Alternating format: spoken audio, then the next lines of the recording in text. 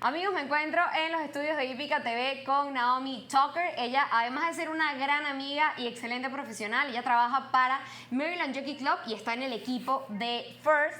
Y además hace un trabajo espectacular, como les dije, ustedes la han visto en la transmisión en Maryland. Y además hace el ticket con Alfredo Alfonso del Late Pick 4. Ella vino acá a saludarnos. So, hi Naomi, thank you for being here.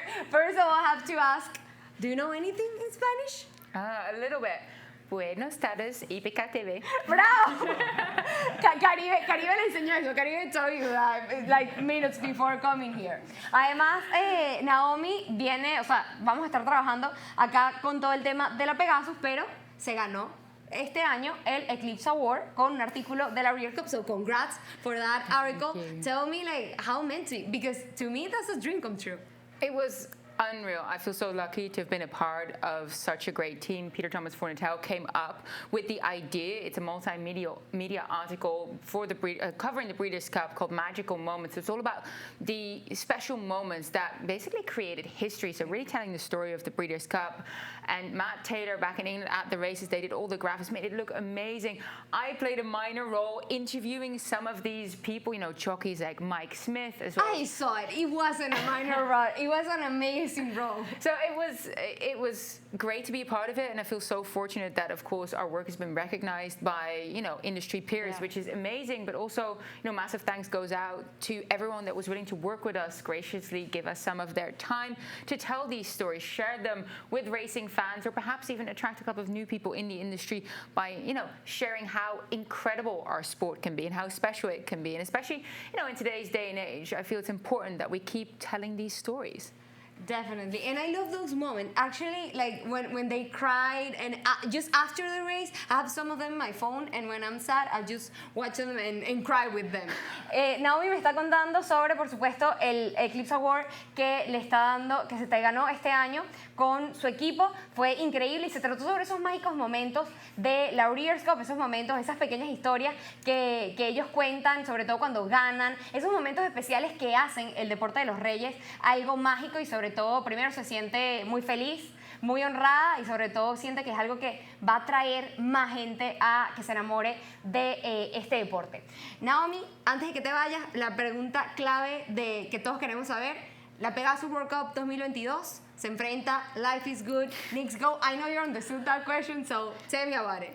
It's a really tricky race. Of course, we just got the draw, and it was very significant because both Life is Good and Knicks Go are the speed horses we know they're both going to send. Knicks Go drew the rail, which possibly not ideal. Life is Good drew in gate number 4, making you think that if Knicks Go doesn't get away as sharply, Irad on Life is Good is going to absolutely come over and really, really try and pressure him. Now, so I was going back and forth between the two. Me too, no worry. I think everyone is. It's, you know, it was quite tough. My heart was saying Knicks Go, so I ended up going with Knicks Go because he's proven over further distance as well. He can carry that really high cruising speed of his for a mile and a quarter. Now, he doesn't have to do that in the Pegasus World Cup, mile and an eighth, but as long as he breaks well, which he's always done, he is a good gate horse. He stands and he breaks.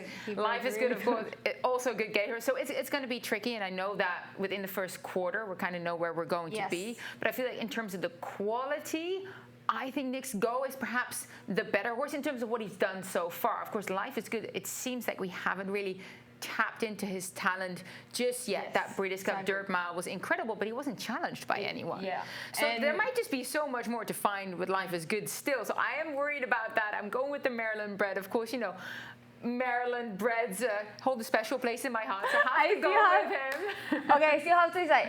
Naomi estaba explicando que obviamente es una carrera bastante difícil. Son dos caballos muy talentosos, que ella personalmente se va a ir con Knicks Go, aunque no le haya gustado el puesto de partida número 1. Dice que si Joel Rosario no pone caballo al principio, Life is Good con Irad puede cerrarlo y llevárselo hacia el riel. No le gusta el puesto de partida, a mí tampoco, la verdad. A mí me gustaba un poco más hacia afuera, que ha ido entre uno y el otro. Yo la verdad también, o sea, un día me gusta Life is Good y estoy segura, y luego recuerdo, I have been such a fan of Knicks Go. Even in the Breeders' Cup, nobody liked Knicks Go, and I was like blind with him. Hasta en la Breeders' Cup yo estaba ciega con Knicks Go. So Knicks Go es el pick de Naomi para esta Pegasus. Do you have any pick for the turf? I do actually. Now, I know that with the Pegasus World Cup on the main track, the feature race, it is between two horses, right? Life is Good, Nick Lowe.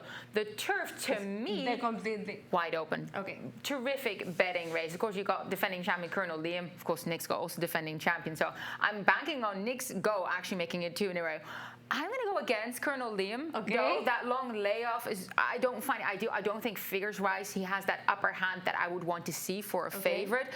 And I would have loved to see a race in him. I'm sure it's going to be no problem for Top Pleasure, incredible trainer. I know Irad was very high on Colonel Liam coming back. But I'm going to try and beat him because I feel like there is going to be a good bit of speed tying up, a good bit of flow.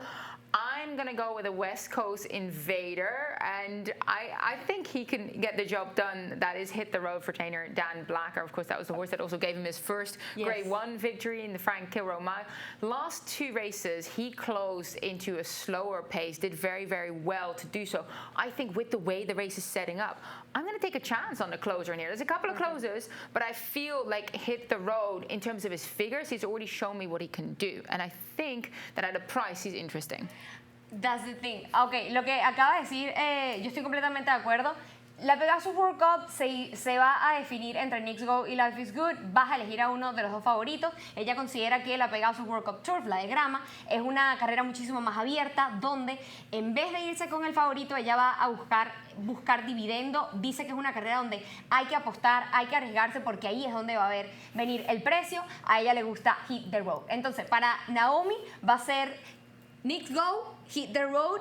Yo todavía no estoy... Bueno, yo sí tengo mi pronóstico ya hecho en la cabeza. I just want... Today I talk with Ira. Tomorrow I want to talk with Joel. And I'm going to make my mind up.